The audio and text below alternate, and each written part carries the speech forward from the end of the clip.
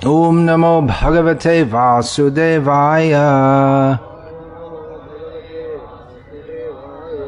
Om Namo Bhagavate Vasudevaya.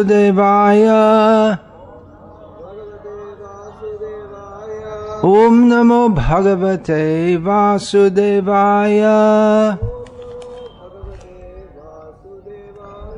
Srimad Bhagavatam, Canto 3, Chapter 9, Text 29, Translation and Commentary by His Divine Grace A.C. Bhaktivedanta Swami Prabhupada. Shri Bhagavan Uvacha Ma Veda Garbha Gastandrin Sarga Udyamam Avaha Tanmaya Paditang Hyagre Yanmam Pratayate Bhavan.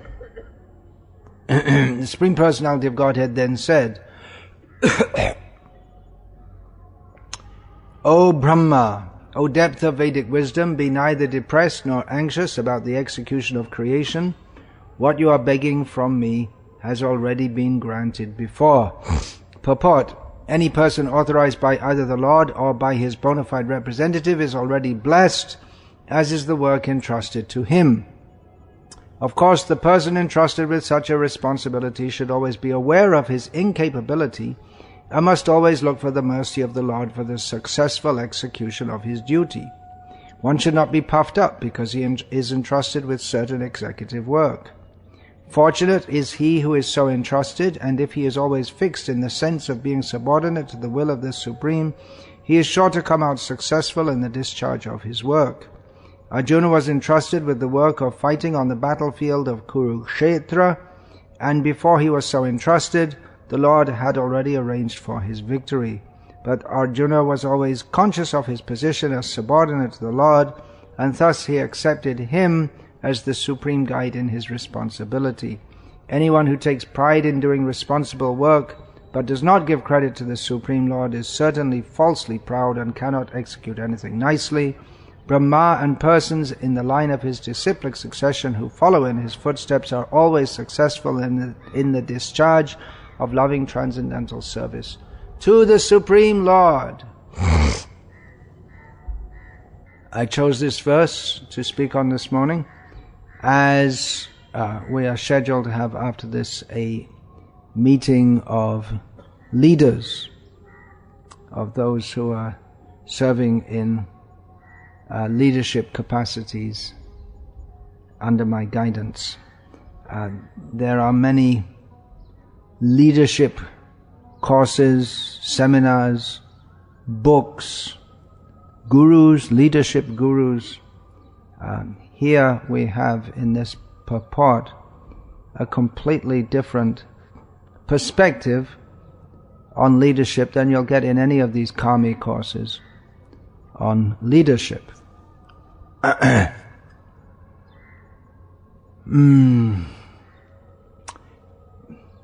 There are so many courses on leadership, and schools here in India, they advertise that training leaders of the future. Then the parents are supposed to become excited to send their children to such a school which will train their child as a leader. In Vedic culture, those who are to be leaders are trained from the very beginning, generally by the family system.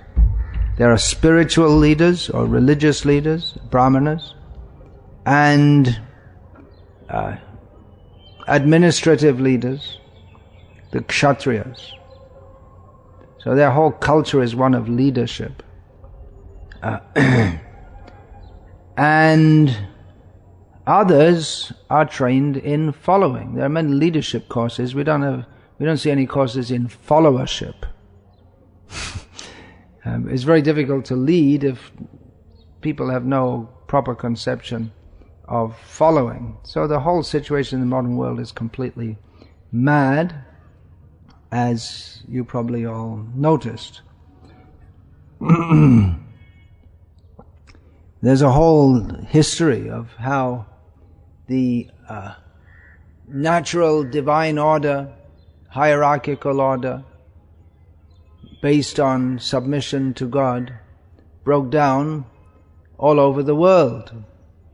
And now there are various speculative systems in place, such as, democracy is the regnant model, supposed democracy at the present time. But it's very difficult to lead in the modern age in so many ways. It's difficult. So we should be appreciative of those who are taking the lead. We see that Krishna here assures Brahma, or don't be depressed, don't be anxious. It looks like you've got a practically impossible task. It would be impossible for Brahma, but Krishna was there to help him. And Krishna also told him, what you're asking for me, it's already been granted before. So it's already been done. Every day of Brahma he creates. So a devotee who takes the role of leadership, it's very difficult in so many ways. Of course, there are some who relish that also. They born leaders, natural leaders. That's the Kshatriyas. They are certain qualities they pick up. They have from their very birth. That means it's taken on from previous life. What is that? Shaurya tejas truti shocham yudhe chapya palayanam danam ishvara bhavascha kshatram karmasva bhavajam. Is the natural tendency, inborn tendency, that means acquired from previous life, and also imbibed from the very family and the culture that they are raised in, to be heroic, dynamic, shauryam teja, to have strong determination, to be expert in various dealings, to not run away in battle, to be generous in giving charity, and to Ishvara Bhav, a natural spirit of taking charge. So that is the spirit of a Kshatriya. So we find that even today, in this very disordered society, but some people, and among them some who take to devotional service, some devotees also, they have this, they can take charge. They have that spirit to do so. I personally, very shortly after joining the movement, I think within a few weeks, I was made the treasurer at Bhaktivedanta Mana. So although I was very junior in the movement, I had to deal with the various leaders. And it wasn't an easy job because there wasn't much money, and I had to give it out. But the treasurer's job, as Prabhupada said, is not to give money out. He should take it. The treasurer's feeling should be he likes to accept money but not to give it out. And there was very limited to give out also. It's not like nowadays at Bhaktivedanta Mana. So I saw from a very early time in the movement that it's not very easy to be a leader of any kind. So we should glorify all devotees and especially appreciate those who have taken the trouble to take responsibility in this movement. As Srila Prabhupada writes here, any person authorized by either the Lord or by his bona fide representative is already blessed. Just the one who is an authorized leader is already blessed. Of course, if someone just sets them up and sets themselves up and becomes a self-professed leader without any reference to any higher authority, such a person is called an upstart. Brahma was feeling some trepidation because he saw that the task ahead of him is difficult.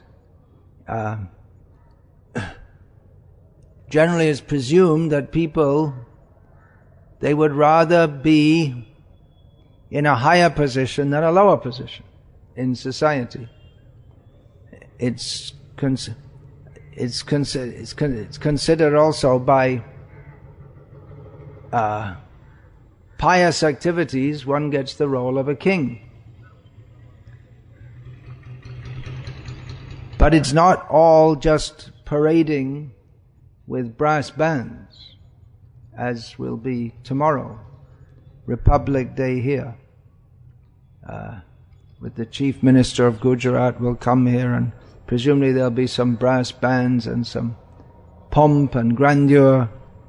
But that might seem very relishable to someone who's in the crowd. They might think, well, I would like to be the one up on the pedestal rather than just another face in the crowd. But up on the pedestal means that one also has to take so much responsibility. And there are many difficult decisions to take. So it's not so easy. So one of the qualities of a kshatriya is dhriti, determination to go through various difficulties, from small difficulties to big ones. Small difficulties means we often find devotees come or others come with some very minor matter which they think is, in their estimation, it's something overwhelming and you have to do something about it. You being the leader. And their whole mind is completely obsessed with this. Meanwhile, you have actual real problems to deal with. But in the mind of that person, that is a real problem. We have to deal with all kinds of people. In Kali Yuga especially, people tend to be very strange, and those who are leaders, they may not be exempted from that also. Material desires make people strange, stranger and stranger. The further you go away from Krishna consciousness, the more strange you become. Then you get down in the depths of tamagun. You get people who don't bathe for weeks. They're partially or completely insane. They're like ghosts. In Sattvagun, people are some hope of civilization. There should be at least some modicum of Sattvagun. But in Tamagun, people are very, very, very strange, as if totally ghostly haunted. And that's increasingly the situation in Kali Yuga. And those who come to devotional service, it's not that they all of a sudden become free from the influence of Kali Yuga. We bring into devotional service not only the desire to be Krishna conscious, but also all the conditioning which we've acquired over previous lives and in this life.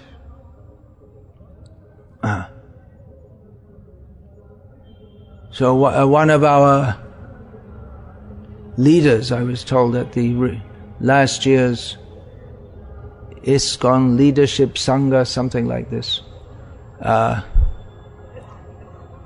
he was talking about the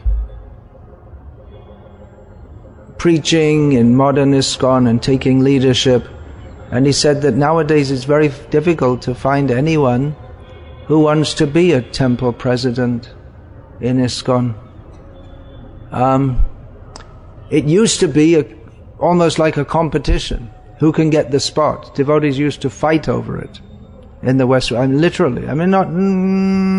Not so much physically. They'd fight physically over other things. But there would be... at one point, Srila Prabhupada said that there should be voting for the temple president, should be voted in, but then he vetoed that. because actually, particularly at Bhakti-Vedanta Manor, just before I joined, there was a lot of politics going on, with one devotee trying to get rid of the town president and put himself in.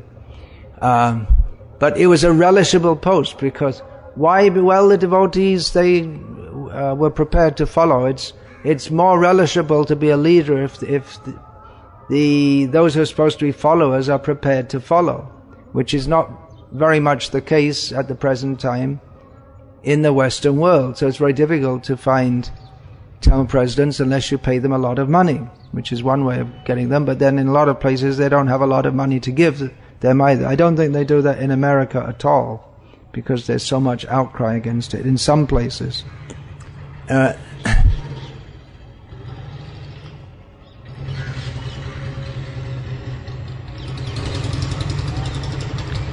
So when in our movement that was a lot of prestige attached with being the town president, and the movement was rolling, dynamic, then many devotees wanted to be town president. Now it's in a bit of a slough, or a slough is like a patch of mud. You know, if you drive a car into a patch of mud, it tends to get stuck there. So now it's in a rut, that's the word. So it's very difficult to find those who want to be town presidents in those conditions, which suggests that those who are actually serving simply for the sake of serving, or taking leadership roles for the sake of, it may not be just purely out of pure devotional service. When it's difficult, we'll see who actually wants to serve. Of course, it's never easy, but when there's, like I say, lots of money coming in, lots of prestige attached to it, then it's easy to find or those who want to take that role. But when times are difficult, then it's not so easy. Here in India, still the movement is going on quite positively. We hope there isn't, we pray that there's no implosion as there has been in other places, but then we would see who actually wants to serve and be leaders. Anyway, I was saying that a devotee, in one of our leaders at this, he was giving a talk on the challenges of preaching Krishna consciousness in the Western world in the modern age, and one of the things he said, it's very difficult to find devotees who will take the role of a temple president. And then he cynically commented, "Who wants to be a zookeeper?" In other words, his perception of running a temple was something like running a zoo. But actually in the zoo it's more ordered, and the animals, they tend to, they're kept in cages, and you can, most of the animals, if you feed them, they're somewhat cooperative. Whereas there's no such guarantee in the Krishna consciousness movement. It might be, from the point of view of peace of mind, it's probably better to be a zookeeper than a temple president in ISKCON. Now, well, I said it now. Probably none of the leaders would disagree, although I might get pulled up for that one. Anyway, it's going to be difficult, but we should continue despite difficulties. Not to give up just because it's difficult. That's rajasic. That tyaga. If one gives up, if one renounces because things are too difficult, then that is rajasic. Of course, it may be that one perceives oneself to be not very well fitted to deal with the situation. I myself was in the role of temple president and then regional secretary. I don't think that post any longer exists, but that was a big post previously. But I decided to stop having such an executive role because I saw I'm not very well suited for that. Let others do it. Others who might be better suited for that. I thought it wasn't good for me or good for others. So difficulties will be there, and the service of a leader is to go on and lead and develop the Krishna consciousness movement within a certain area, either a physical area, mostly physical area, which means dealing with difficulties as they arise. Bhaktivinoda Thakur has taught us, Tomar Shebai Duk Hoi Jato Sheito Paramashuk.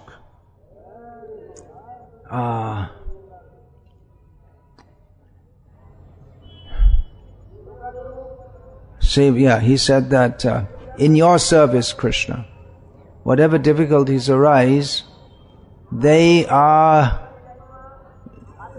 cause of great happiness, supreme happiness. Shiva Shukha Dukkha Parama Sampade Nashaye Abidda Duk. The difficulties and the high points in Krishna's service, by absorption in that, we're able to overcome the distress of being in Maya. When we understand we're doing this all for Krishna, then we overcome ignorance. On the mundane platform, we're on the platform of Sankalpa Vikalpa. What do I like? What don't I like? But on the platform of Krishna consciousness, we think in terms of what does Krishna want? What does Krishna not like? That can be in our own individual life, and also in guiding a project or whatever role of leadership is. Leadership means there are followers, and in Krishna conscious, followers will like to follow if the leader set a Krishna conscious example. Of course, the position is there. One is supposed to respect the position. So if someone's in the position of a town president, then he should be followed, just because that's the law of discipline. But if simply by the name of the post one expects others to follow, they might follow, but not with much spirit. For them to be really enthusiastic and cooperative, then the leader has to set a good example. If the leader doesn't set a good example, then others won't also. Just one example, I remember being shocked once when I was trying to get a devotee up for Mangalati.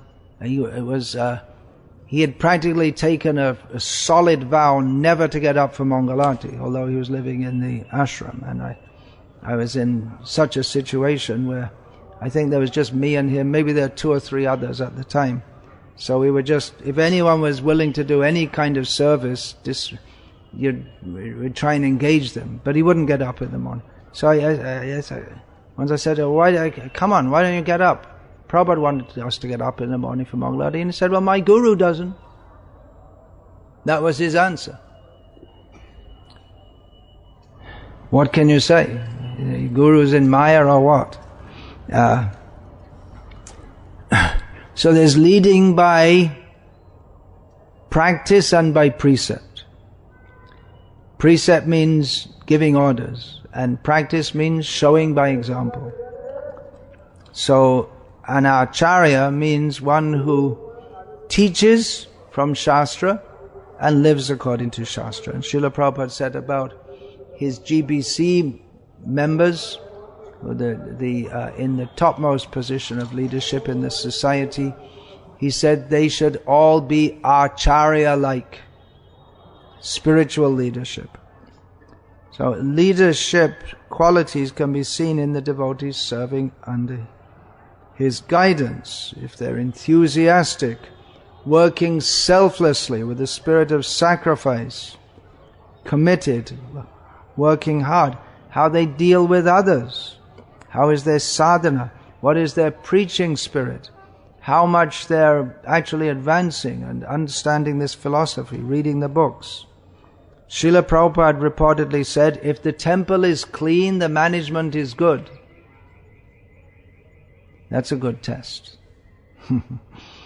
So, the leader leads by his qualities, and the qualities either positive or negative or mixed, anishtam, ishtam, mishram cha, that will tend to be reflected in the followers.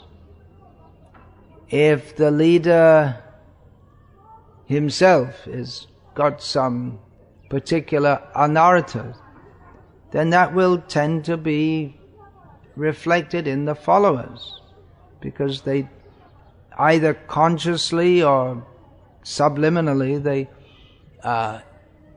tend to imbibe the qualities of those who are their leaders. So a good leader then sets a good standard in all respects, which again, that in itself is a great challenge. It's not only a great challenge dealing with the various difficulties, for instance, getting permission to put a road when all the village people, you want to build a temple, you want to put a road, the village people are against it, or they want some really extortionate bribe. These are the kind of difficulties, or kind of difficulties happen all the time. You're just peacefully chatting around, someone runs in and says that devotee got an electric shock and has to be taken to hospital immediately. Of course, if you don't have electricity in your temples, then you won't get that one. I might get bitten by a snake. That's also possible. In the country ashrams, they say, oh, it's so dangerous, there are snakes. Yeah, there's danger from snakes in our farm projects. No doubt about it, danger from snakes. There's no danger from electric shocks or getting run over by a bus. So you trade your difficulties or your dangers. There's danger everywhere. Either snake danger or bus danger. So the leader may be difficulties all the time. But it's also, in the midst of all that, has to maintain a good standard of Krishna consciousness by hearing and chanting. It's easy to just throw that all. I've got so many things to do, so many things. Okay, I won't. I'll chant my rounds later and skip the programs. But then, if he does that, then his ability, the strength to perform that service in a Krishna conscious manner, he'll lose that, and then he may start to deal in a manner of just do it because I said it manner. And others will also follow, and then they'll also become less Krishna conscious, and the whole thing spirals down. So amid so many difficulties, of course, if someone is feeling overwhelmed by the difficulties, then he's probably not fit to be a leader anyway, because it's just something to be expected, one thing after another, especially as you're trying to push on the movement more and more, pushing against Maya. Maya pushes back in various ways. The leader has to relish that challenge and keep oneself strong. There may be a few corners cut here and there, but Srila Prabhupada also said that if the temple president sees that all the devotees are rising early, chanting 16 rounds, following the principles, attending the programs, and fully engaged. In other words, the first responsibility of the leader is to see that devotees under him are following the basic practices of Krishna consciousness. And Srila Prabhupada wrote, if the leader does that, then the devotees under him managing will be just like in your hand. It'll be a very easy thing to do. That will follow. In other words, the devotees will be happy to follow. So they'll be happy to follow because they respect the leader, the temple president. There are different ways to encourage people to do what you say. The best way, and certainly the Krishna conscious way, is by respect. Another way is by fear. If you don't do it, then the leader will yell at you or impose some kind of punishment on you. Of course, those in a position of authority, they also have to exercise it sometimes when followers are not following properly. But respect, following out of respect rather than out of fear. Another way is by paying people. You can get them to do what you want to some extent, but that's not part of our Krishna consciousness. Of course, we may pay construction workers or maybe an accountant or whatever, but if we can't pay people to be devoted.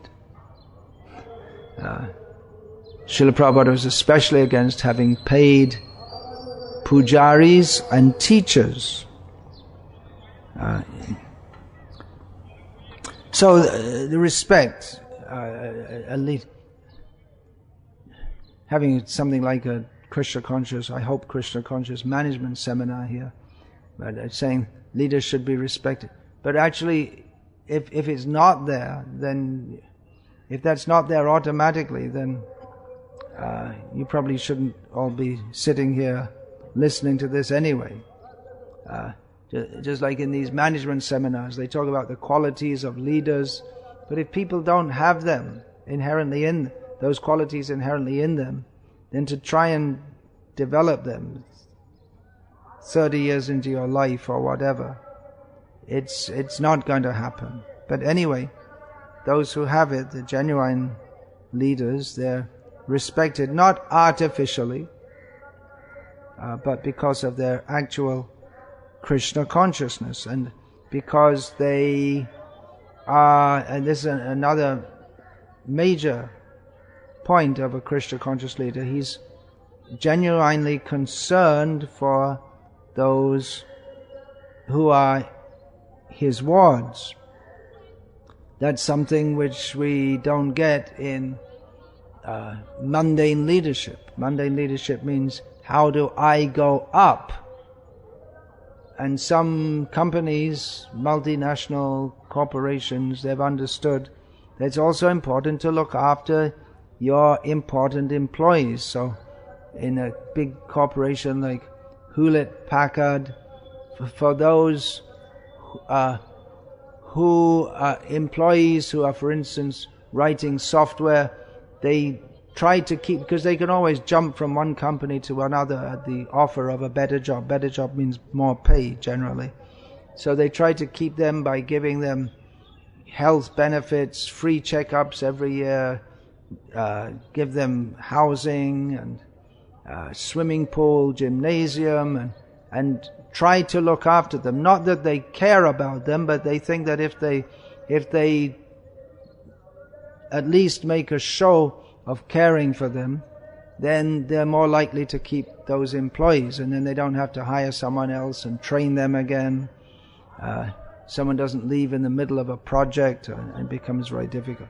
So they may make a show of caring for others because they find it's a good way to run their business. But a Krishna conscious devotee is not like that. He cares for others because, well, he also learned it from his leader. We imbibed from Srila Prabhupada we hope that we imbibed that from Srila Prabhupada, that the caring for others. In the history of ISKCON, two of the devotees from the earlier days of ISKCON, who are so much remembered as being great devotees, were Jayananda and Vishnujan. And they had many qualities. Vishnujan in many ways was a very extraordinary preacher, kirtan leader, but what really endeared them, both of them, to others was their largeness of heart in their actually caring for the spiritual and even the material benefit of others. They wanted others to be Krishna conscious. And that was apparent in how they dealt with people. Even though they were very much respected, they didn't put on airs or take advantage of that. So they're very much loved for that. There may be others also who talk a lot about love and caring, but it might not seem to go much more than theoretical. The theoretical stage. They worked out if they talk about loving others and caring, and then they'll be respected as a loving, caring person. The mind can work in very twisted ways. If one wants to go down in history as a great saint, one may make a show of being a great saint. Because here we see, for instance, Mother Teresa was so much appreciated for her charitable activities in helping the poor. Of course, there are so many people helping the poor, but anyway, somehow or other she got in the limelight. So we may think that, oh, she's so caring and loving, and so many people appreciated her. I want to be appreciated like that. Okay, what did she do? She cared for she fed the poor. She looked after the sick. Okay, I'm going to do that. But the whole motive is how to be appreciated. It's not actually caring for the sick and the poor. So from the beginning, the motive is back to front. So it may be that one is seen as being loving and caring, but really that's not the central motive. So in Krishna consciousness anyway, we're not that much interested in fact, we're not interested at all intrinsically in opening hospitals or even feeding the poor. Callous as it may sound, as Srila Prabhupada demonstrated when he was asked to lend some help for the drought-stricken people of Andhra Pradesh, and Srila Prabhupada refused. He said, our movement's not meant for that. So it may seem callous, but Srila Prabhupada was interested in benefiting people in a manner that they can actually be benefited, not in some artificial way.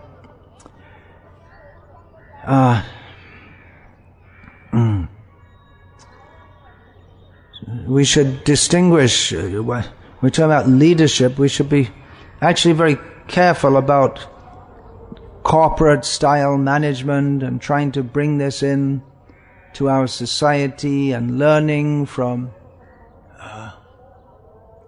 success, 7 habits of highly successful people, or whatever. There are so many. So in that 7 habits book, some of the things he says, I haven't read it actually, but it's just like living. I never saw an Amitabh Bachchan film either, but I know the name very well, Amitabh Bachchan, and I never saw Sachin Tendulkar play cricket. But when you're living in the atmosphere, you have to know something when it's all around you. So I also, although I never read the 7 Habits of Highly Successful People book, I did look at the list of the 7.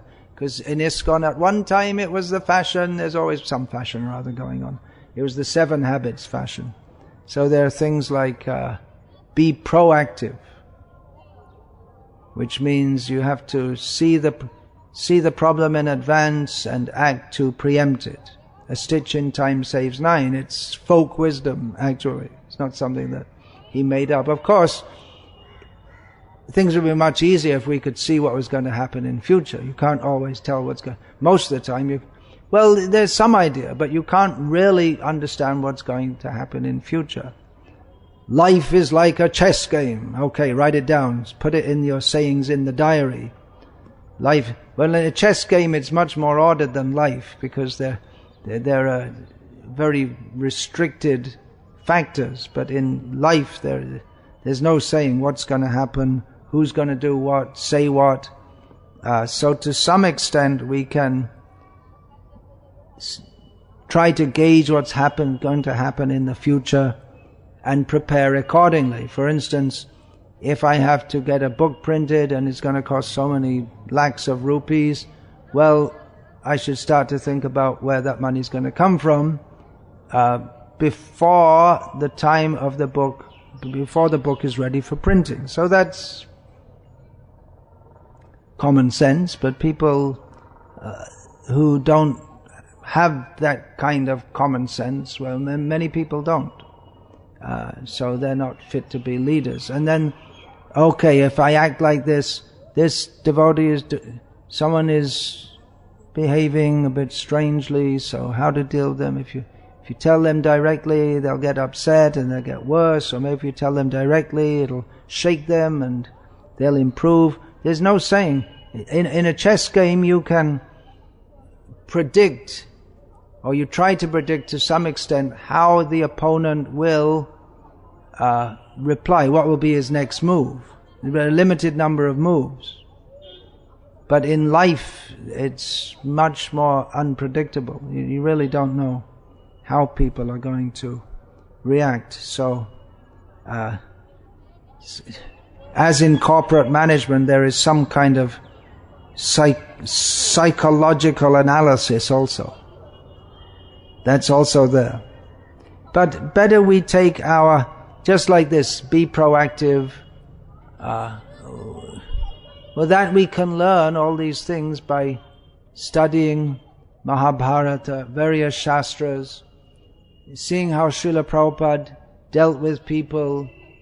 We can learn from the Mahajans, rather than learning from people who have no clear sense of God consciousness. As far as Kaviism is concerned, one of his great myths is the win-win situation, where you act in such, okay, two of us, we're having some disagreement, let's make some solution in which you win and I win. We're both benefited. Well, it's a nice idea, but in the material world, it might happen sometimes. He may give some examples, but generally in this world, the Maya is working against us, so that all our plans, they're spoiled. That the tendency is like that. What we want to happen doesn't happen. We expect that things will happen in such a way, but Maya is always putting some obstacle. Interestingly, this Kavi, his corporation, he merged with another corporation which is doing the same kind of thing, making lots of money by telling people how to manage and this and that. And when they merged, him and the leader of the other corporation, they just couldn't work with each other at all. And they were talking about empathetic listening and this, but when it actually came that he's the boss of his company, he merged with the boss of another company, but they couldn't work together at all. So, it's theoretical. And life is practical. It's not that you simply sit in an office and call people in and tell them, okay, you do this. Yes, sir. And they go off and do it exactly as you say, without any everything's completely perfect. It doesn't work like that. And the devotees, you give them a service to do, and then they find their different plans. Okay, go to the market and bring the flour. Then in the meantime, the vehicle gets a puncture, and then so you must be back on time. So then he's driving with a puncture, or the carburetor blows, and he goes on driving the car, and the whole engine blows, and you have to spend 50,000 rupees repairing it. He could have just left the car there and taken an auto rickshaw, for instance, but he didn't think like that. So this is just something very different. I mean, I've been in situations like that also, where devotees, there's steam coming out of the engine and they don't stop, because we're all driving together in a convoy of vehicles, and surprise, surprise, the whole vehicle stops, the head is blown, we're stuck in the middle of nowhere in Bangladesh, and it's going to cost a huge amount of money to repair. He could have just stopped and put some water in the engine, but he didn't. So we have to deal with so many. That was a saying, Einstein, to quote a mundane source, but insightful. Einstein is supposedly said that both the universe and human stupidity are unlimited, and I'm not sure about the first. Think about it.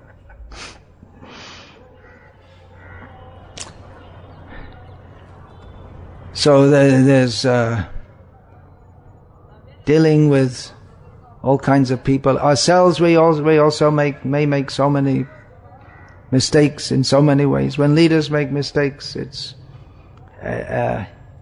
it reflects, it has a worse effect than when followers. Of course, leaders, they first of all have to be followers. But at least the motive should be pure. It was obvious to everyone, including Satswarup Das Adhikari at the time. No, actually, first of all, he was not married, then he married, then he was a sannyasi. It was obvious to everyone, including himself, that he wasn't really cut out for leadership and management. It was just not his calling. But anyway, Srila Prabhupada made him a temple president. After that, made him a GBC member. Leadership, spiritual leadership, he was appreciated, but in terms of practical management. But Prabhupada said, I am keeping you in that position because you do what I say. So others may have very good management skills, but then Srila Prabhupada himself was justifiably very confident in his own management skills. And he wasn't so much confident in the management skills of many of his disciples, with the exception of Krsna was the first great leader of ISKCON. Unfortunately, he couldn't maintain his position in Krishna consciousness, but Srila Prabhupada entrusted him very much with all kinds of management decisions and would consult him. And then the next one on that level was, the next one who came up was Tamal Krsna, who later took sannyasam. Srila Prabhupada also had a lot of faith in Tamal Krsna Maharaj's management, although sometimes he would check him, sometimes very strongly also, because Tamal Krsna Maharaj was very strong-minded, or some might say strong-headed. So Srila Prabhupada, he appreciated the management qualities of Krsna, Tamal Krsna, Rameshwar, Harikesh. These were devotees who were good in Krishna conscious management. And he appreciated Satswarup also, because of the management skills in the case of Satswarup, but he did appreciate it in the case of others. But he appreciated the desire to serve, that the motive is there to serve other managers. Srila Prabhupada, as Hari Shari Prabhu described, Srila Prabhupada, he tried, but he couldn't improve them. In Vrindavan, when the temple was newly opened, Srila Prabhupada had put so much effort, brought so much money, pushed his disciples to send money, got that temple built with great difficulty, and the first manager was Akshayananda Swami and Gopal Krishna Prabhu, not sannyasi at the time, was the GBC member, and Prabhupada was trying to get them to manage it according to his desire. He was very upset with so many discrepancies. And Hari Shari Prabhu described that Prabhupada would come to Vrindavan, and he would, every detail, he'd be on top of it, day and night, literally, day and night. He would, anything wrong, he would trying to correct every little thing. And Akshayananda, when Prabhupada would say, why is this not right? And Akshayananda would say, I think we're not sincere enough, Prabhupada. But then the same thing would go on. And then Gopal Krishna, no, Prabhupada, it's all wonderful. And so Prabhupada, he would become angry and angry and angry, and at some point, Hari Shari Prabhu would describe, after being in Vrindavan for about 2 weeks, he'd just give up, and then he'd just start joking. We're not sincere enough. Everything's wonderful. He'd mimic them. Hari Shari described. So what to do? But he did appreciate this sincerity of the devotees in trying to serve. They're sacrificing, doing what they can. Of course, it can be that one sacrifices, but it's not all for Krishna. Of course, there are so many leaders no one in the material world gets into a big position without much. Well, in most cases, there's that saying, some people are born great, some achieve greatness, and some have greatness thrust upon them. So it may be that some don't really do anything to become great in that, to get a high position, although it's understood it's from previous life. But generally, if one comes up and in a leadership position, they have to struggle. Napoleon didn't become Napoleon just by sitting on a throne and putting a crown on his head. He had to struggle, so many difficulties went through, so much determination, but he was a demon, according to the description of Bhagavad-gita. He wasn't a devotee, so it may be that we're doing things, working hard, but the motive has to be seen also. If the motive for self-aggrandizement, I will be seen as a leader, I will show what wonderful things I'm doing, becomes very dangerous. And there may be a fine line between thinking, I want to do all this for the pleasure of Prabhupada, the pleasure of Krishna, pleasure of Guru Maharaj. I want to offer so many nice things, so many books distributed, so many new devotees.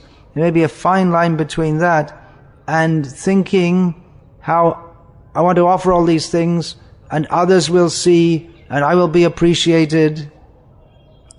We may be doing it for the pleasure of Guru and Krishna, but also thinking how I will be noted for the pleasure that I'm giving. So it may be a very fine line which we may not even recognize in our own heart. There may be some egoism there also, that, in future people will see what great things I've done and they'll praise, and maybe in future there'll be something like the Chaitanya Charitamrita of ISKCON and my name will be in there also, or Bhakti Ratnakam. At least my name should be there. Let's pray for that. There may be something playing for the future. It may be noticed. So as leaders themselves know, in dealing with devotees, you just can't force them to be completely pure in their motives or to be completely perfect in their activities.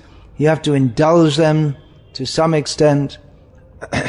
Just like the example is given in the Bhagavatam, in the Upanishads also, that in controlling the senses, it's like controlling a horse. You have to keep on a tight rein, but if it's too tight, then the horse will rebel. You have to give them a little room, little leeway, so that they're not completely and totally controlled. So control has to be but some leeway. Especially Grihastha devotees, we can't expect them to surrender in the way that brahmacharis. Brahmacharis are supposed to surrender completely. For them there's no saying no, or no, they're under discipline all the time. And Grihasthas are supposed to be also, but in a different way and with a much more extent of independence. So impure motive, the motive should be very pure of all devotees, or those in leadership positions. If they have some other motive, then they may do things very well, but the the overall result will not be very good. It may be that buildings are built, devotees are made, books are distributed, but because they themselves don't have, they're not doing all for Krishna, then that spirit of mixed devotion is imparted to others. In other words, for all their efforts, it looks very good, but no one's actually becoming a pure devotee. They'll be having mixed motives for power, position, showing who's better than others, and so on, or just some very crass thing like living comfortably. What is that? I heard someone saying that, oh yeah, I'm quite happy, brahmachari, living in the temple. It's quite good. I have a nice air-conditioned room. And what is this? Saying to someone who was thinking of joining the temple, saying, yeah, it's quite good. Yeah, I'm living quite comfortably, as if that was the criteria. Live comfortably. If you want to live comfortably, if that's your motive, then you go and work and you get an apartment and buy your own air conditioner. But we shouldn't think that measure devotional service in terms of our material facilities.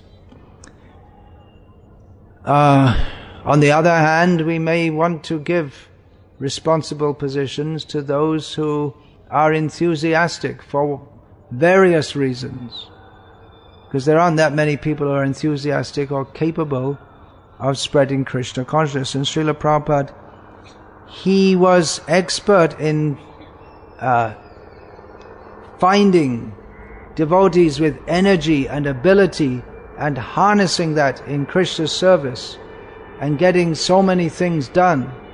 Even though devotees, they may have been doing it for various reasons, may not have been a completely pure motive, but Srila Prabhupada endeared them all to him and engaged them in his service and helped them to advance with the idea that let them serve Krishna, let them engage their energy in Krishna's service, and that will purify them. And in this way the movement spread amazingly quickly.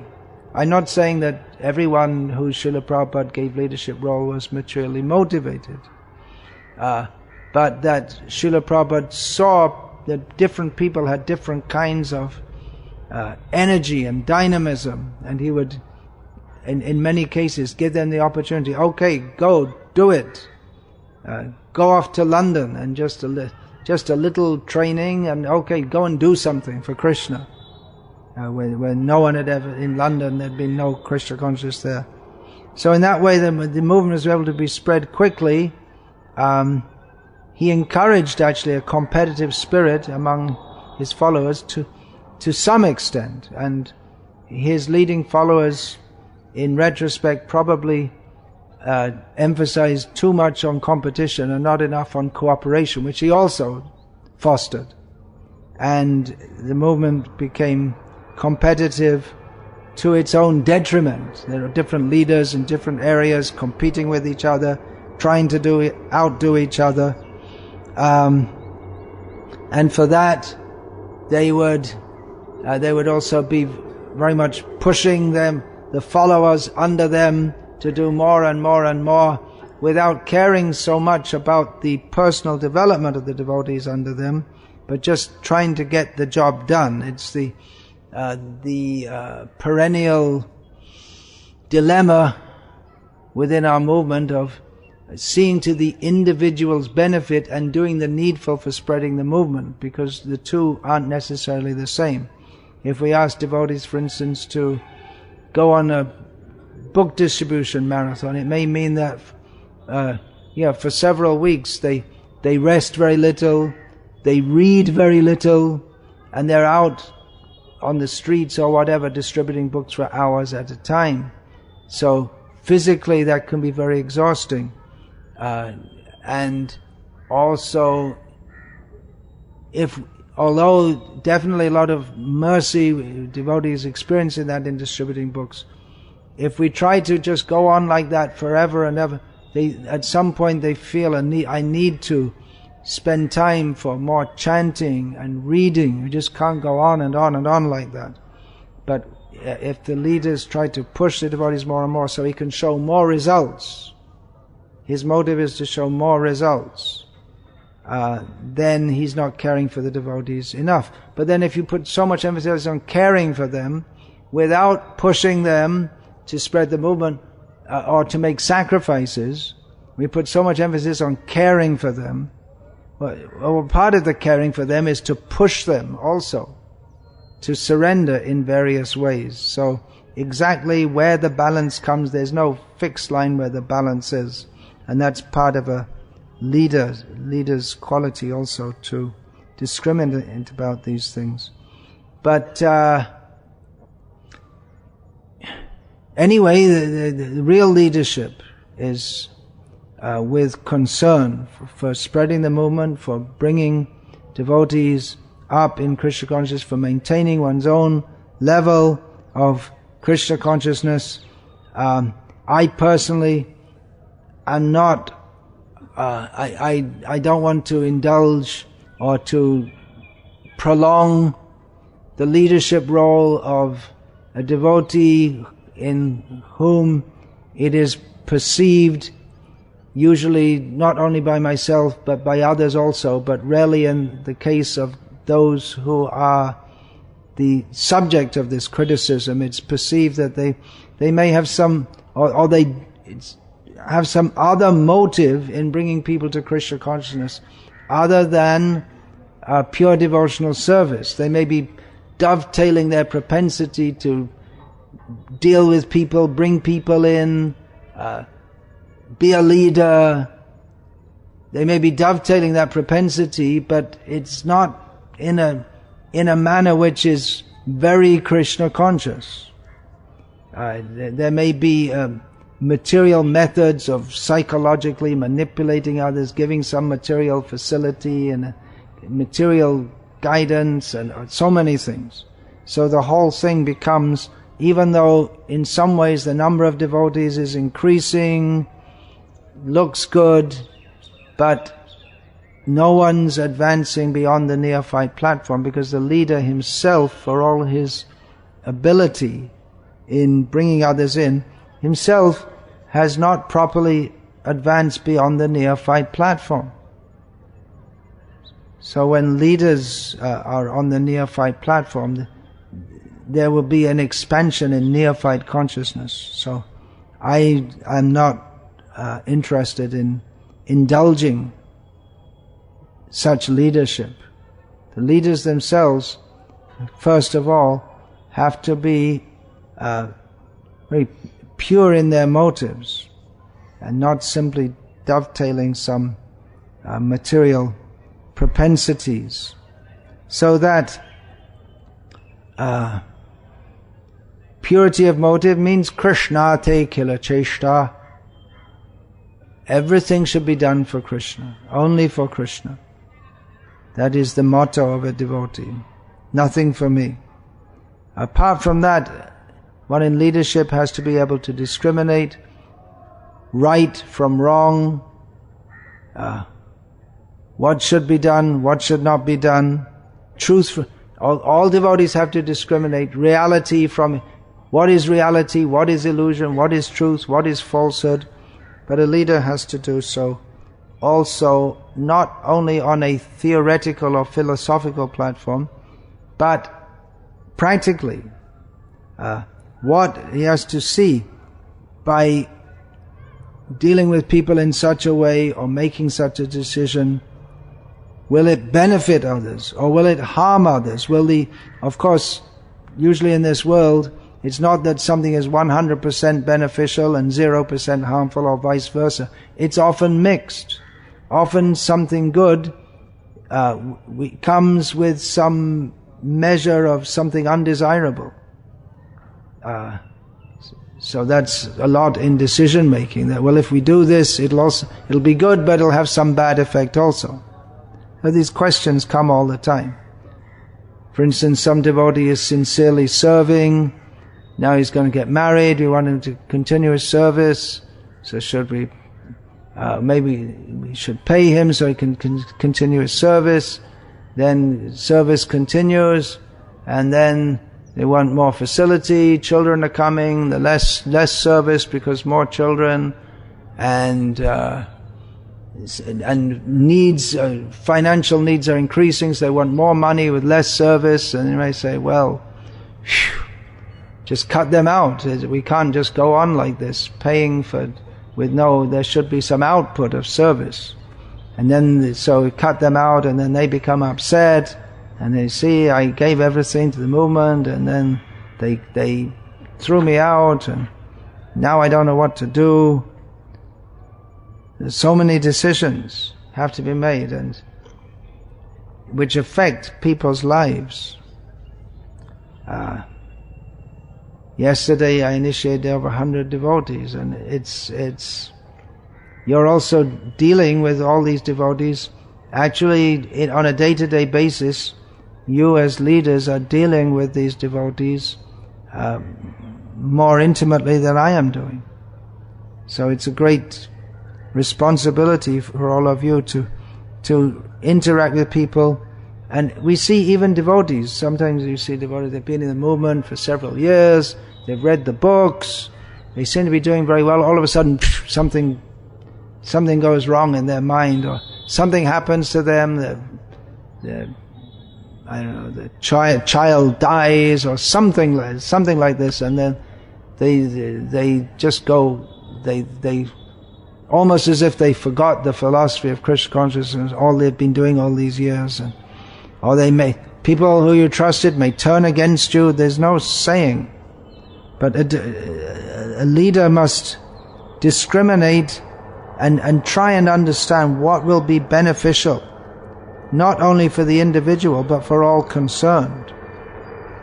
Usually people, when they come and they're seeking some guidance, often they seek guidance in practical matters also, but they're just basically thinking about their own interest or that of their family. They don't see the whole picture. But the leader has to see that, for instance, some devotee has misbehaved. He's asking for another chance. Okay, give another chance. Again misbehaves. Again asks for another chance.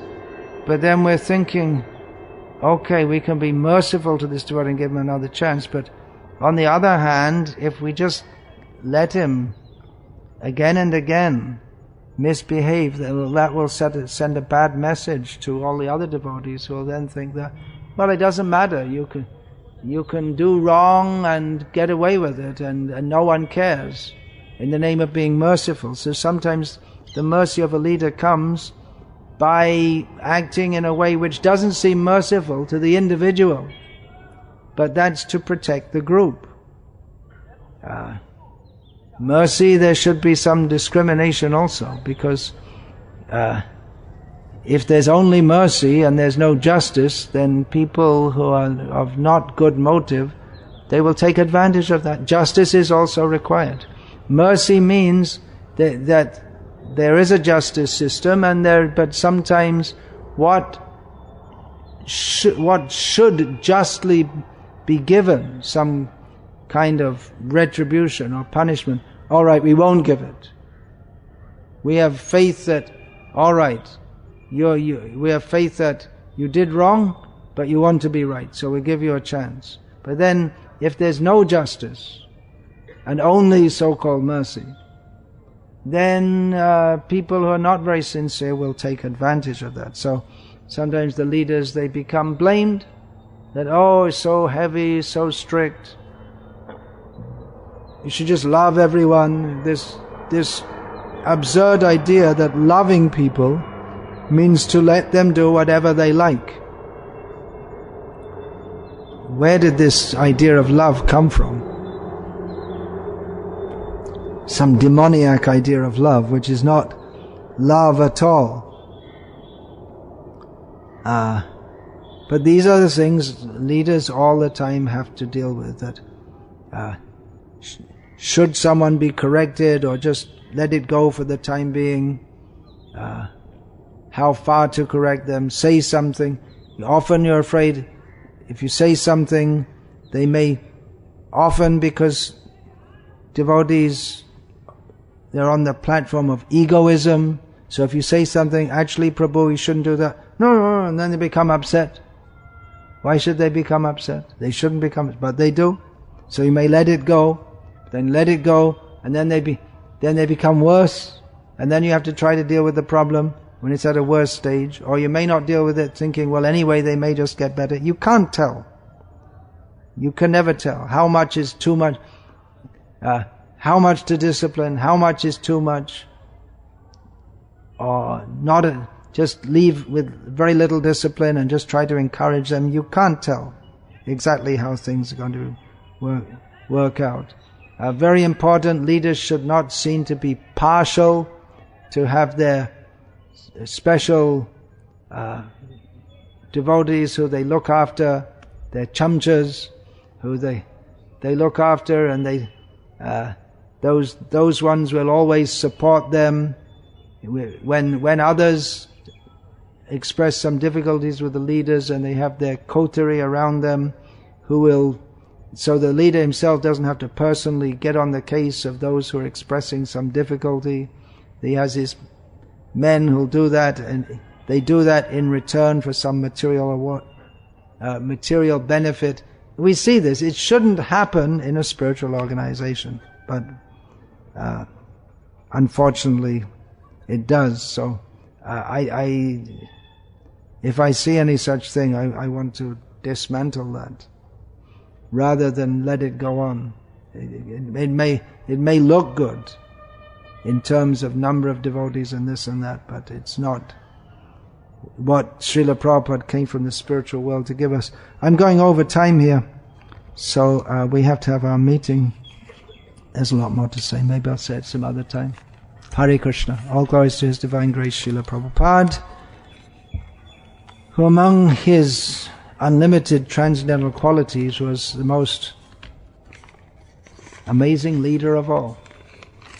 Only he could lead them. Volume 2 of Prabhupada Lilamrita is titled, Only He Could Lead Them. Hare Krishna.